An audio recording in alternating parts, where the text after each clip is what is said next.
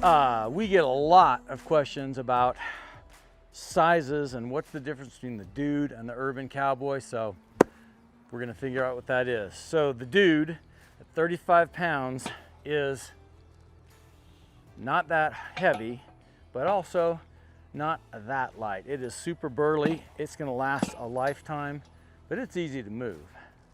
The Urban Cowboy at 75 pounds is a little bit more of an effort. You don't want to walk in sand very far with this, but the difference in sizes is astonishing. So the other major difference between the Urban Cowboy and the Dude are the internal components.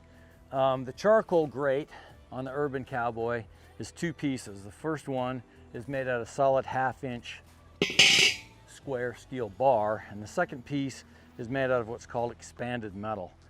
It's two pieces for a reason. The heat in a Urban Cowboy will be hot enough that it will actually make those 1/2 inch bars sag over time.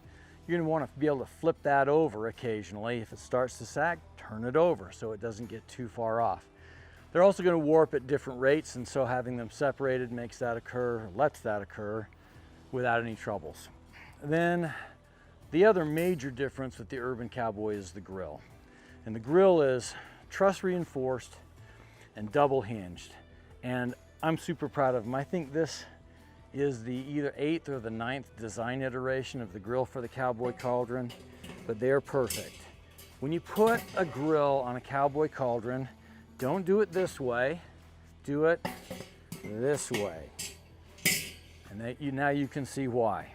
So you've got a 40, 20, 40% split on these grills. So at any time if you've got a whole bunch of stuff that's cooking and you need to get under to add wood, to move heat around, or for any other reason, you can easily slide things over and open this up. It's also really key to be able to take the charcoal grate out without having to take whatever you're cooking off of the grill.